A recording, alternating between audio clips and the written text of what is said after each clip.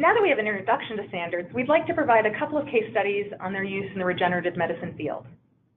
Heidi Hagen is a co-founder and the Chief Strategy Officer of Vineti, a company founded in 2015 to solve the key challenge of patients, medical providers, pharmaceutical companies, and regulators that they face in the delivery and commercialization of 21st century medicine.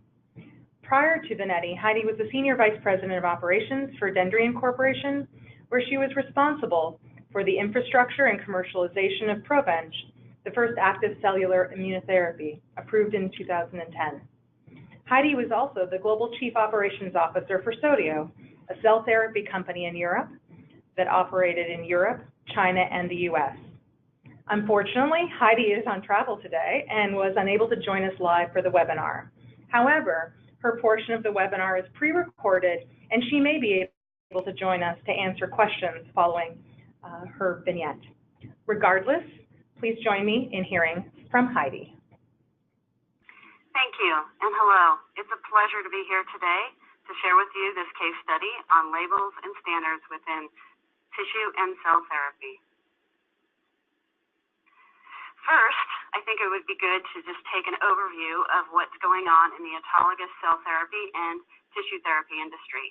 It's an exciting time right now as we are seeing several products come to the commercialization, and these include Kymriah, which is from Novartis for pediatric ALL, Yescarta, which is from Kite, now Gilead, in large B-cell lymphoma, and there are several others that are lining up in the BLA process and in the MAA process in Europe.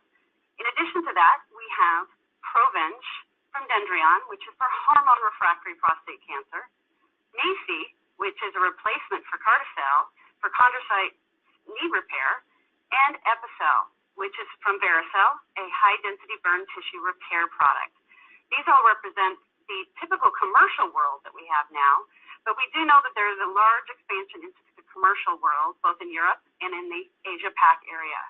There's over 800 cell therapy and regenerative medicine clinical trials in process, and they are global, and they're very exciting as they move towards the late-stage phase 2, phase 3, and commercialization portions. The one important thing to think about as we give this overview is what are the drivers for this label standard that we're about to discuss. Safety is foremost. Efficiency and broad access for patients at all health care providers. This is very critical in order to move these products forward and truly do what they're intended to do, which is to help patients globally. Now, we'll just take a step up high and look at what goes on in an autologous cell therapy and tissue value chain. So it is a process that does begin at the ordering and scheduling. This can be either a prescription for a commercial product, or it can be a entry into a clinical trial for the many 800 plus that I just discussed. Basically, that ordering process goes through several steps in which multiple stakeholders are kind of putting the patient into the value chain. This then moves it towards a collection process. The collection process can be varied. It can be in bone marrow aspiration, it can be apheresis, it can be a tumor excision, or it can be other types of tissue excisions.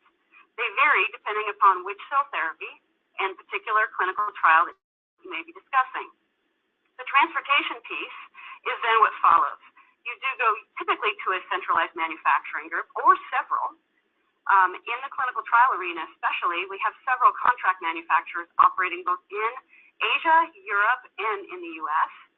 And then there's also the internal manufacturing, which most of the commercial units do, but also several others are starting to build up that infrastructure in a clinical trial setting. You have transportation that takes product back, and that can go wide distances both to and from the manufacturing group. And then you have an infusion and or an operation, which may involve further incision and surgical procedures. There are multiple stakeholders, as you can see, at differing locations with different internal SOPs and practices.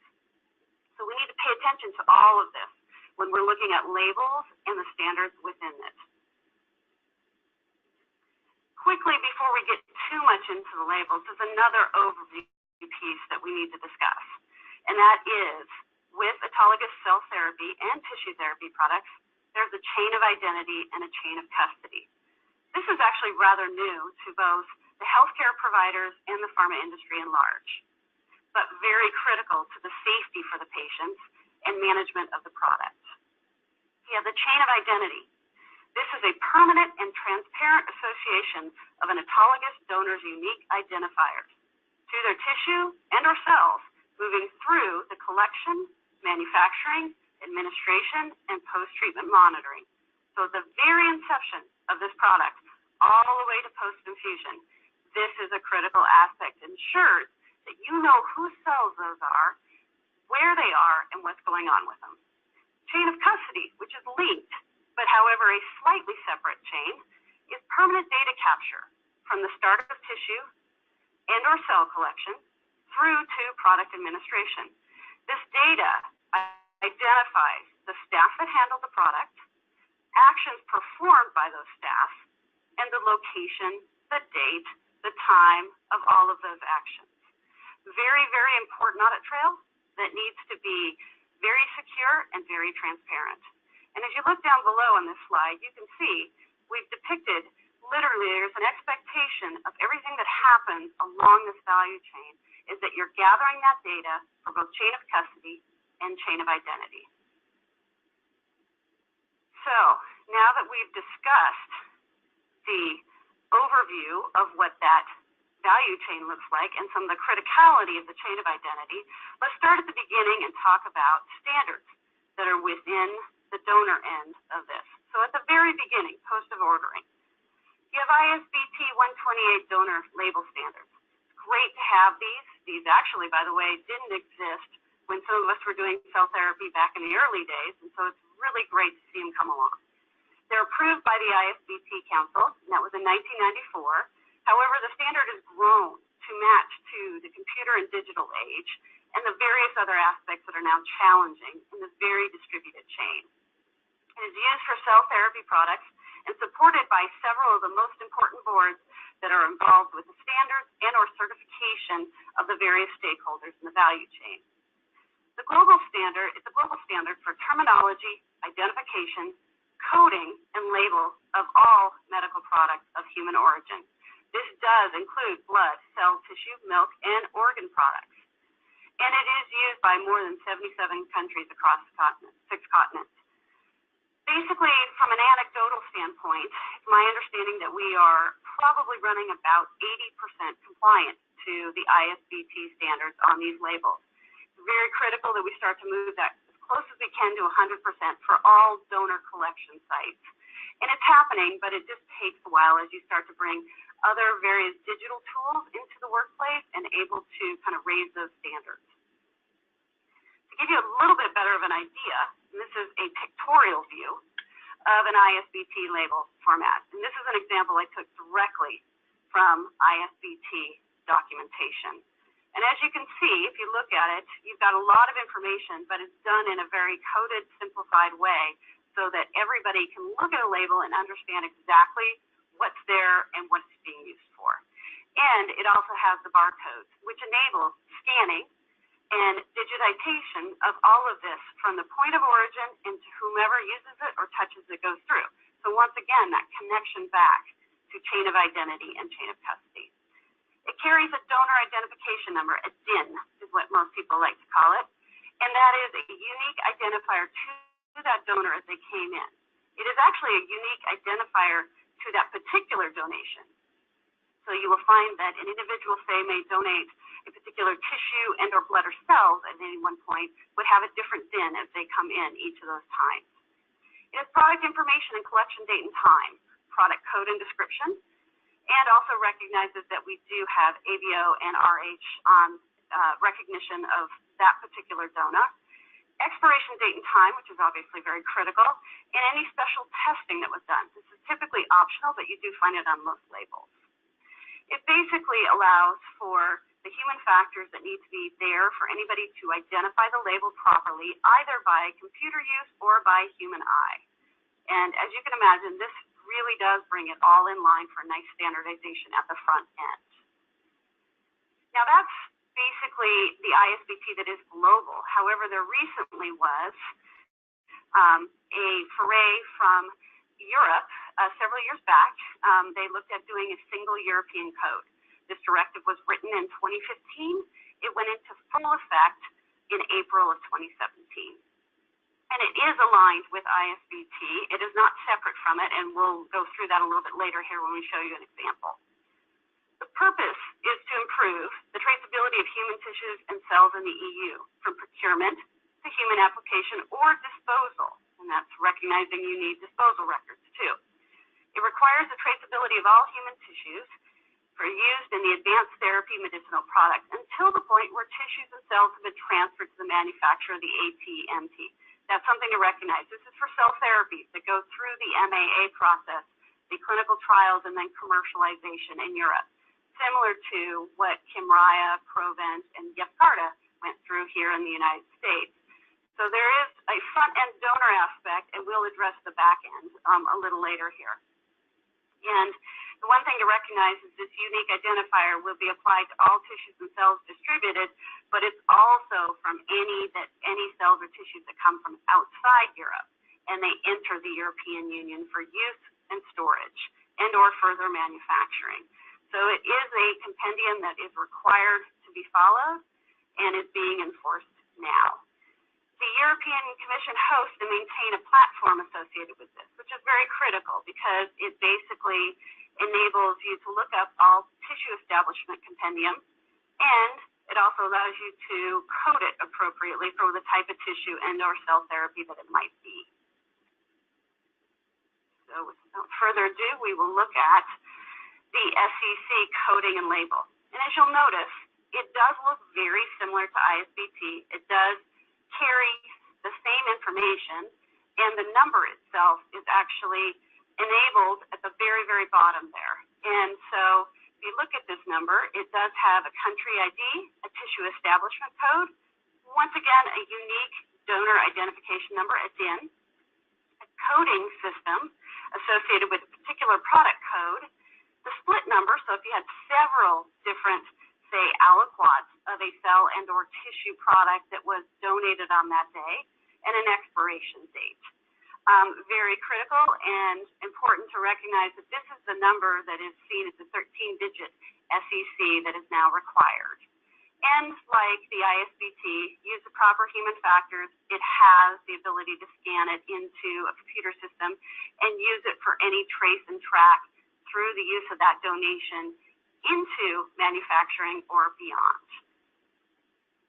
So if that's a good setup for the front end of what happens with the value chain and donation, then there's a need to really look at the back end, which there are laws in the United States and there are laws in Europe as to exactly how you manage this. And they're written here. Most folks are aware of CFR Part 21, Part 1271.90, which does relate to the use of any tissue or cells. This is where you basically have to label and identify, was it evaluated for infectious substance or not, and if it was, what was it ID'd for, and also recognizing if you have allogeneic, xenogenetic, or autologous use, that needs to be labeled and appropriately put on here on a final product label.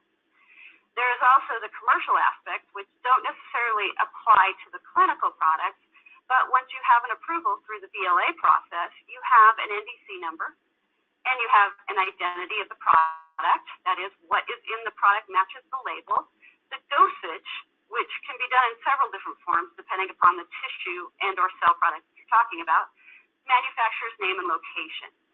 The other thing to note, as I noted, is those are really a part of the commercial aspect that go on the finished product label. Investigational use only is for the clinical products and making sure that that matches the needs for the product in the clinical trial and the IND that it's being worked with. To give a couple examples of this, we will show you commercial cell therapy examples in a couple tissue. So this is the Sapulacel T Provenge label. Recognize that for cell therapies, there is a USAN name, and for Provenge, it's Sapulacel T. It was the first product that actually, as a cell therapy, would have a designated generic name, and it is set up by the USAN committee, and which does all of the various analogs and so forth for any of the generics that go through the CEDAR process or the CBER process. It has the National Drug Code, which you can see is scannable up on the left side. And you can see the specific label that relates to the product in specific here, John W. Smith, with first name and date of birth associated with it. And that is something that is standard with cell therapy and autologous products in the United States, and is consented for when the product is ordered and or gone through clinical use by the physician and by the patient. Very similar to HIPAA and consent there. The expiration date and time. And so as you can see, this really enables everybody to see it, but it's very much like a standard drug label, and it's been adapted for cell therapy and for tissue therapy. So we'll look at the latest ones that have come about, and one example of those is Kymriah, a very exciting product from Novartis that is really looking like it's going to help a lot of young children who are dealing with ALL. And you see a very similar setup where you have name and date of birth, you have the National Drug Code sitting there. If you look at the bag and you look at the example of the bag there of cells, you can actually see that it fits very similar to the way that Provenge was set up. And it is important because it's all recognized as not just a commercial label, but all the critical aspects that are needed to ensure chain of identity, and what goes back to that patient is that the patient can actually identify that particular product coming to them. And not to leave out our tissue therapy, is to make sure we kind of show you the Carticel label, which is a product that's been around since 1997. It was the first product that was put through the BLA process in CBER and preceded Provenge by a good 13 years. And it also follows the standard label and needs to. Slightly different setup in terms of human factors. Of course, this product has been superseded by Macy, but it's just a good example of you have the lot number, the expiry date, you have the NDC code, and everything that you need in terms of standardization on the back end. It's just good to see these because it gives you an idea of where the standards fit in and how they're linking both to what the FDA requires and what is really needed for an overall safety of the chain. So as we think about all of those pieces that I just showed you for the donor piece into the back end of the finished product, now let's talk about the challenges we have to chain of identity in the complete value chain. So if you think about labeling and those multiple stakeholders that we saw originally in the value chain, the supply chain, if you will, you have a need for either on-demand labeling that enables you to pull the proper number and unique identifiers for the patient into each of those stakeholders and enable for labeling throughout the whole process, or you need to preprint those and send those via post services. Both are done today in both the commercial and the clinical value chains. However, I think you can see the challenge when you're talking about actually having a break in the chain, because you have postal services involved, which manages through several other chains of custody that aren't really visible and aren't really apparent to the digital track of the chain of identity. I mentioned the donor identification number before. You can have the same donor with multiple autologous donations and you will have a different DIN. Now, once again, now you're having one single record as to what might be going on with that particular patient, and you have multiple DINs being attached to that. That's something that we're going to need to address as basically all the stakeholders in this chain and ensure that we understand that all of those get linked and that we can see those transparently. You also have the use of contract manufacturing organizations. They have their own raw material labels, numbers, they have work in progress WIP labels, and then they have their own lot numbers, which makes sense. They're following their SOPs, their procedures, they're complying to all the appropriate GMPs, but at the same time, now that all has to be linked into that chain of identity we talked about. You have the hospital and other healthcare provider patient numbers. You have electronic medical records, EMRs. And with that, you have their patient numbers and all of those records. That's actually part of it on the front end part for ordering and for the distribution and administration on the back end and follow-up. You have multiple languages. This is in EU, Asia, Pacific Rim. And it's important because you do have those local languages. You need to accompany that with the labels, but you also have to recognize that this is now a global product, and ensuring that you're always gathering appropriate safety data across the full chain for a single patient and then across multiple patients. You can obviously see where the challenge comes there. And then, of course, we have varying IT capabilities and equipment at these donation centers and, honestly, at the administration centers, too. It is really, we're trying to go to a nice digitized world where we can gather these numbers and ensure we have everything, but there is the reality of things are moving along at different speeds and different paces in different parts of the world. And so that kind of encompasses some of the challenges. I'm sure it's not entirely inclusive as to everything that's there. And the next slide I'd like to show you is an overview of this. And this really gives you a pictorial view of what's going on when I discuss some of those challenges. You have the order, cell collection, transportation, the box you see there which represents all of manufacturing. You have, within that, you have the receipt of that cell collection coming in, all of the various steps within manufacturing, which does differ between, you can have a very short, like 3-day province process, or you can have up to a 6-week process for some of these very long, complicated cell therapies that are in clinical trials right now. You have finished product disposition, and then, of course, you then move into infusion. And as you look along the bottom there, you can see some of the things we've already discussed as challenges, but you can also notice that we have varying IT systems that come in depending upon who is using with the particular cell therapy company, the particular healthcare provider, and the particular couriers that are being used. You have varying different IT systems in which various numbers come up through, and we've discussed some of them. If you look just the front, you have a chain of identity, which does involve the patient's unique identifiers, typically in the U.S. and now becoming more of a standard with proper consent in the EU, is name and date of birth, because those are very, very obvious to both anybody operating in the healthcare system and a patient. I can look at any product and know if it's mine or not, and that's a critical aspect of safety, obviously. So when you start at that chain of identity is when you get that patient's name, unique identifiers. Then there's a sales order, a lot number, or an individual COI number, depending upon the company and depending upon who's managing the chain. And these can come from various sources. And so as you go through the chain, you can see is that you have various numbers that are critical and important for managing not just raw materials and processes and various actions on the product, but also recognizing where it is in the chain within these different geographies and these different stakeholders. So there is a need to think about what are best practices, which numbers should be used, which ones can be different, which ones can be the same. But this is the challenge I think we're facing, as we've had a very distributed healthcare system that was separated, obviously for good reasons till now, from the manufacturer.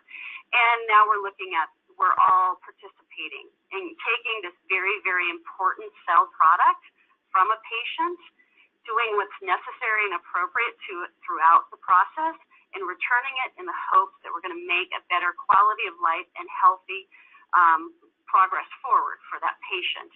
And so safety is utmost importance, but there's also management for efficiency and cost effectiveness.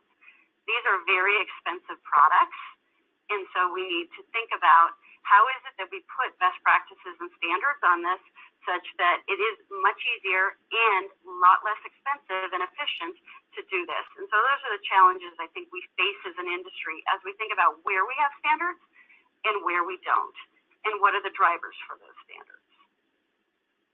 So it wouldn't be appropriate to talk about challenges if we didn't talk about potential solutions. And so I think that, as I mentioned before, there's really the need for the recognized standards and guidance documents for chain of identity from order to administration. We have various standards, as we've talked about, for labels, and those are really important and critical, and there's really not much that we change from those. But how do we incorporate that and then fill in the gaps between? We need to have standards that are developed to be flexible for the complete tissue and cell therapy value chain. They do differ in terms of their overall processing and geographies and management of them, but there are some basic building blocks in which we can think about as an industry that driving towards that. The adoption of new software and commercial digital technologies to connect all stakeholders. There's a need to accumulate this data across the complete value chain. And that, I have to admit, is something that's really near and dear to my heart. I'm a co-founder with Vineti, and it's one of the things that we're doing is we're looking at using the cloud-based enabled technologies, those digital technologies that we all use on our phones, and we walk around in various cities today across the world and we see them. It's time to apply that in a very rigorous, secure way, obviously, to managing these different data points and these different labels and these different numbers that are very critical to ensure we have a solid, complete chain of identity and chain of custody. We need a greater recognition of the importance of really the clinical patient benefit of having transparent, traceable chain of identity and custody. The other thing is patients and physicians like to participate in this. This is one of those things that's really very enabling for a patient, is to recognize I'm giving my cells and kind of having almost a holistic treatment in a way that I'm helping myself. But there's a recognition of those are their cells and they want to see what's going on with them. The integration of a chain of identity to those electronic medical records. Those electronic medical records are great help in digitizing patients' records and helping them be efficient in hospitals and safe. Now, how do we integrate all those safety aspects and all those benefits that's happening in the healthcare providers and integrate it to the areas that are happening outside four walls, but still are very critical and necessary for these therapies and their effectiveness? And then, of course, recognition that safety and broad access of cell therapy, and that is recognizing is that this can't be just for the few. We are seeing great advances happening in both tissue and cell therapy, and these need to be available to everybody and anybody globally, but we need to be able to do this in a way that we can manage it safely and effectively.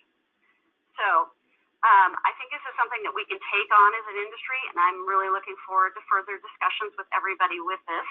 And with that, I will just follow up with a quick wrap up, and that is to say, keep calm and raise those standards. Standards really protect patients and innovation, and so we need to really think about where we have them and where we might have gaps. And I really want to thank the SCB for driving the standard setting discussion. It's been a pleasure for me to be with you today. Thank you. Thank you very much, Heidi, for that insight. And the great news is Heidi was able to join us today to answer some questions live as well. Heidi, just to get us started off, I'm going to ask you one more general question. So you mentioned a few potential solutions. Which of those potential solutions should really be tackled first? I believe it's really looking across the chain at the particular gaps and understanding what we might need to do to align to. You have very small companies operating in the space that are using manual systems, and you have the more sophisticated companies like a Gilead or a Novartis that have very sophisticated digital computer systems. So I think it would benefit at first to look across the full supply chain and understand where we might want to first put in standards that can be harmonized for manual use and then be easily used for digital use also. And then we can move towards some of the aspects of particular numbering or possibly labeling and not have to get into those specifics right away. Thank you. Actually, that's really helpful. And some questions from the group as well. So would any of the labeling standards discussed cover allogenic therapies? Yes, they would. Allogenic on the front end, and actually also from a labeling perspective on the back end, although we don't have as many examples of those right now, although it's hopeful that we will see those come along, is they do, the donation piece of it is autologous and allogenic, and it involves any of the cells, tissues, or other biological products, so it certainly does apply to that. And from the back end, the finished product labels under the FDA, the EMA, and other Asia-Pac regulatory agencies are standards, requirements, and laws that do exist. I would say that there's also, though, some of the similar gaps depending upon which allogeneic product you're talking about, because there is a need sometimes to pull a allogeneic product off the cell using particular biologic aspects such as HLA matching to certain number of alleles or other things related to that. And so there is a chain of identity. It's a modified one, but it is certainly a critical one and an important one, especially when you start to talk about reimbursement too, which is not the charge of this, but certainly it links into it in the end and making sure we have patient access for everybody. Okay, thank you. And do you see different standards needed for 361 products versus 351? I think, you know, there's a possibility for some specifics there, but it'd be better to kind of step back and really think about what we're trying to do overall, and then maybe be able to tailor it down into the specific categories. But you do have to be careful, because sometimes you can push standards to the point that there is a place where there's not enough flexibility for everybody to operate in. So I think that that's something that would have to be explored, I think, in further conversation. Okay, thank you very much. Heidi, thank you for joining us on your travels. I know that it had to fit into your schedule, but we very much appreciate you sharing your time today, and glad you could join us. Thank you.